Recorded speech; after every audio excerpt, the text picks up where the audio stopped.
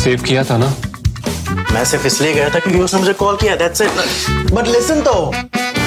Save it for someone else.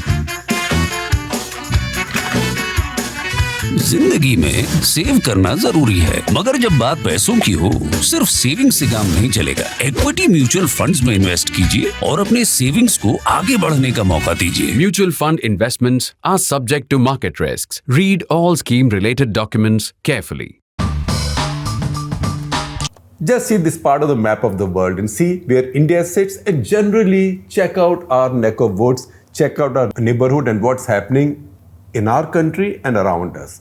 And we are talking of climate, of meteorological factors. Now look at our west, that's Pakistan. Pakistan is suffering under unprecedented flood, a flood so bad that Pakistan's climate change and environment minister Sherry Rahman has called it a flood of biblical proportions. She's also said it's a monster flood of the decade. So monster flood and a biblical flood are the two expressions that she's using often enough, and she's not wrong, because parts of Pakistan have had up to 700% more rain than normal. There's hardly any part of Pakistan which has not been flooded. It's almost like at some point of time, half of the country has been drowned under flood.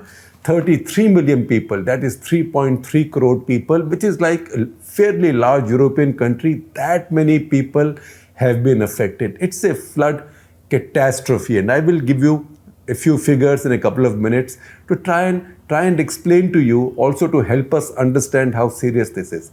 Then if you look at the north and the east, if you look at our north and the east, that is China. Large parts of China are under drought. So see some of these pictures, just as we showed you some pictures of floods from Pakistan, and I'm also giving you some links of videos and stories that will give you an idea. We can't reproduce those because those are all copyrighted by other organizations, but you see those links and you will see how incredibly tragic Pakistan's flood is. And then when you look at China, you look at this cracked earth, you look at the great Yangtze River. Yangtze River now has become so dry that it is now exposing old, centuries old, in fact, more than a millennia old or maybe 2 millennia old Buddhist sculptures buried under it. They are coming out. This is a river through which ocean goers would take goods, ply goods across the length and breadth of China. That is not happening. Those ships have stopped. China's greatest rivers have very little water, to the extent that hydroelectric power production in China has collapsed. As a consequence, China is burning even more coal, and as we know, coal last year was in short supply in China. Sherry Rahman, Pakistan's minister, has called it a perfect storm. It is the very definition of a perfect storm, except there is one difference. China is now a reasonably rich country. China also has many sources of energy. China can produce a lot more thermal power. China also has nuclear power. Pakistan is short of power, short of money, and has too much water right now. It already has a balance of payments challenge. It has a current account deficit. It's waiting for an IMF bailout. So this storm is affecting Pakistan a lot more. See what's happening with India in the middle.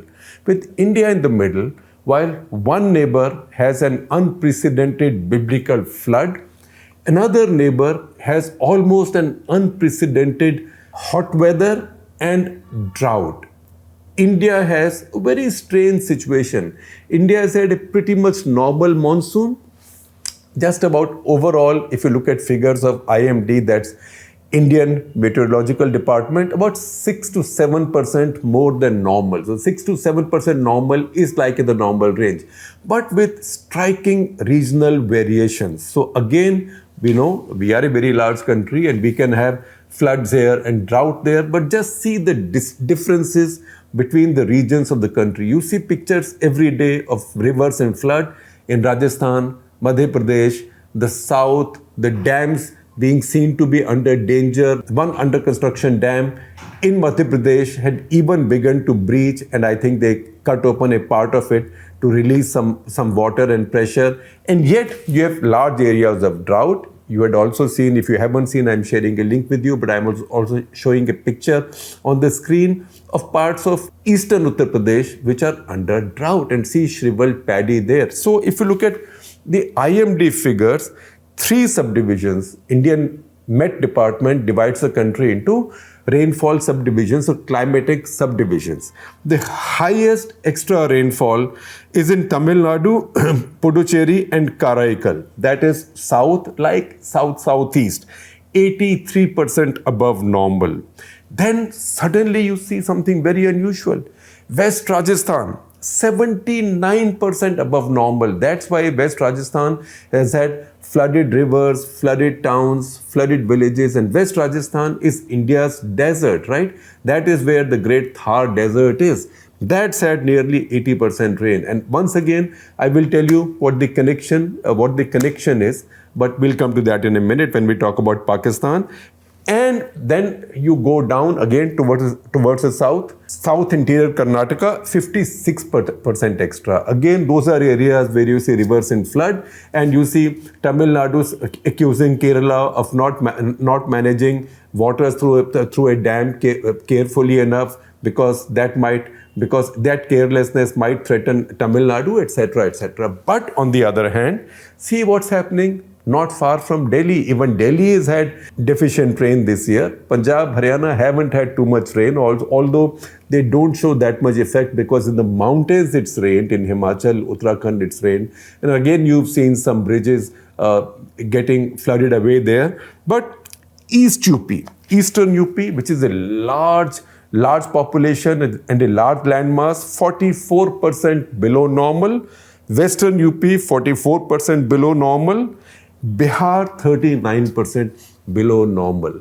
Now, you might say, okay, in India these things happen, but you then also check this out against what's happening in our neighborhood, especially Pakistan. Because unlike China, Pakistan and India, most of Pakistan and India get their rain in a short period, pretty much from the same monsoon. If anything, Pakistan's monsoon season is shorter than India's, because a lot of the rain clouds or rain-bearing clouds or rain-bearing winds go from the Indian side towards Pakistan, and by that time they don't have that much water left. But when rain gods wish, they can change direction. They can also change who they want to be kind to, or who they want to be rude to, or who they want to be too kind to. In this case, in this year, it's a case of the rain gods killing Pakistan with kindness, in a way. So see what's happened with Pakistan. And this is data we get from Pakistan Meteorological Department.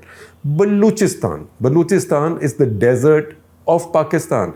If you fly from Delhi to Europe, in about an hour and a quarter or hour and a half, you are over a region which is completely dry. You see very little, if at all, under it. Very little by way of habitation, by way of greenery, even by way of watercourses. That's Baluchistan. It is so dry, and that is where the Pakistanis, by the way, also carried out their nuclear tests. Now, Baluchistan has had 450% additional rain only in the month of July. And August, which is still continuing, and we will get our final data soon, there's been no relief in August. It's continued like that. Sindh, again, usually a very dry area, 307% above normal. So for these states, this has been the wettest monsoon, the wettest July in 62 years, right? 62 years. Then Punjab, which is the bulk of Pakistani population, almost 60% of Pakistan's population, 116% extra. Again, compare, for all of India is 6% additional. Right? For Punjab, which is the least affected of Pakistan's major provinces, it's 116% additional in the month of July. Gilgit-Baltistan, which by the way is a part of the map of India, 32% extra rain. Khyber Pakhtunkhwa, it's all in July, 30% additional. The only region which had a little less rain than normal is what we call as Pakistan-occupied Kashmir, that is 7%. Now that is for the month of July. If you want to see the month of July overall figure, Pakistan's normal average should be 63 mm rain. they got 177 mm rain. And then what happened in August? Once again in August, Pakistan got 177 mm rain already, right? And August is not over yet, against a normal of 50.4%. So in fact, as far as the percentage above normal is concerned, it's even worse in August for Pakistan and in July. In July, against 63 millimeters normal, they got 177 millimeters.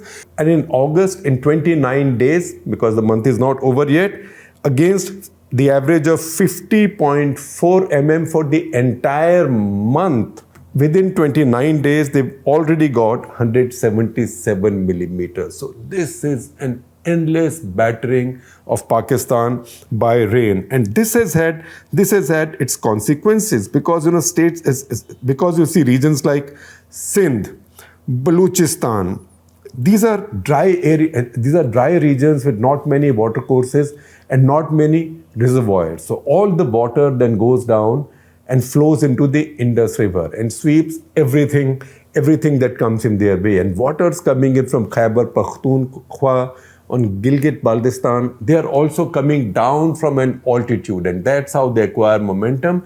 And that's why you see all these videos of little bridges being taken away, little dams being taken away, houses being taken away, hotels being taken away. Large hotels have just been taken away like they were made of cardboard. That is the power of this flood, and that's the reason Sherry Rahman has called it a biblical flood or a monster flood. Now, there are lots of reports coming out of Pakistan about what the flood is doing, and there are lots of reports from China about what the drought is doing.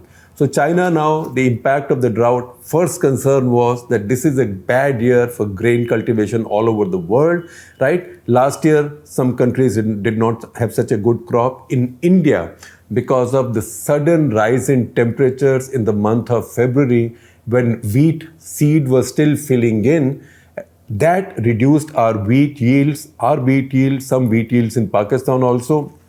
Then the war in Ukraine took place. Ukraine and Russia, as we know, account for 70% of all of the wheat exports in the world. So that shortage built up, also shortage of corn built up because of the war in Ukraine and Russia. And now it looks like, while in eastern UP in India and Bihar and parts of West Bengal and Jharkhand, the paddy crop may suffer, in China, if the paddy crop suffered in China big time, then that would add to a global crisis on food grain. Now, the Chinese are saying that they have the wherewithal to manage it because they have groundwater, just as Punjab and Haryana have groundwater and pumps to take it out, and also electricity. So does China. So the Chinese think that they'll still be able to salvage their harvest, but not the Pakistanis. Pakistanis will have a much more troubled time. So Chinese will suffer in drought. Chinese have had large cities suffering. They've had forest fires. They've had high temperatures. In fact, the Chinese have just released a report that says that for 70 years, the temperatures in China have been rising. Chinese are also becoming among the major carbon emitters. And this becomes a vicious cycle because the Chinese reservoirs are now empty or not full enough, so they can't produce enough hydroelectric water. They may wait for several months or a year in many cases for these reservoirs to be filled up. So they will burn even more coal. As they burn even more coal, they will be even more warming. That's the reason I call it a vicious cycle. Now, looking at Pakistan, there is a very good report in Financial Times by Benjamin Parkin and Farhan Bukhari, who is a very well-known Pakistani journalist, a very familiar byline. Now, that report reminds us that Pakistan has already had more than 1,000 killed, 33 million affected, 500,000 displaced. The Pope is holding special prayers for Pakistan. UAE, Saudi Arabia, they are all sending in aid. Everybody is sending in aid. The country is in real trouble. And there is a quote here from Sherry Rahman, the Environment and Climate Minister. And she tells the Financial Times, and I quote, "It's the climate catastrophe of the decade. In living memory, we haven't seen such a flood come to Pakistan. This is a flood of biblical proportions." And she says, because there is a lot of criticism that, too much wanton development took place. Pakistanis got in the way of nature, and that's why they are being punished. And she's responded to that as only Sherry Rahman would. And I would say that I've known her well from my days as a reporter in Pakistan. She used to be one of Pakistan's preeminent editors. She edited Herald, Pakistan's most important and most respected news magazine those days. I've also filed many stories borrowing typewriters in her office and filing them on their telex machines to Delhi. So if there is one thing Sherry Rahman isn't, it's inarticulate. She speaks her mind. So again, I quote her from Financial Times. She says, if Islamabad were to get 700 extra rain, Islamabad would pack up, as would New York. It's sexy to say, her words, it's sexy to say it's a development failure. But I'm sure this is all there is to the story. There is just too much water. There is just so much water. She's also gone ahead to blame climate change and to also point out that this is what's causing extreme climate events. So she's also said in a statement that she's released, this is the ground zero of the front line of extreme weather events in the unrelenting cascade of heat waves, forest fires, flash floods, multiple glacial lake bursts, flood events, mass flooding events, and now even a monster flood of the decade wreaking havoc on Pakistan. Once again, if I look at data coming out of Pakistan, 110 of Pakistan's 150 districts are already affected and either underwater. As I told you earlier, almost half of Pakistan has been underwater at some point. About 1/3 still remains underwater. So that's the crisis there is. If you look at all of this, you can see that climate change now is a big problem, and the poorer the country, the more crowded the country,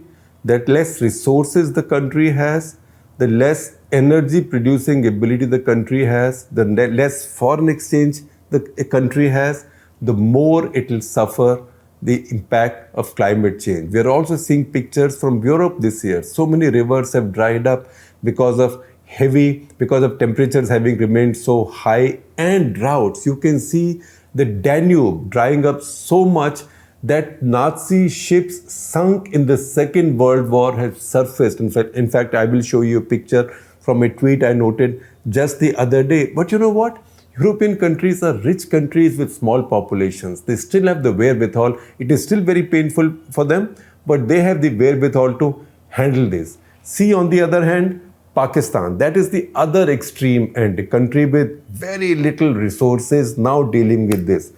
China, dealing with an opposite problem, that is too much heat and too little water, is still handling it because it has better resources. And there are lessons in all this, not just on climate change as now the nations get together for COP27 later this year, but also for a country like India, because it looks like this year, gods have been not so unkind on India, but you can have no deal with God on the future, or in fact, God will not give you an undeserving deal on the future unless we all get our act together. Because you know what? It's for no reason that they say, Bhagwan teri maya, kahin dhoop, kahin chaya. That God, it's all your glory. Some place might have a drought, namely China in this case, and some place might have a flood, which is Pakistan this year.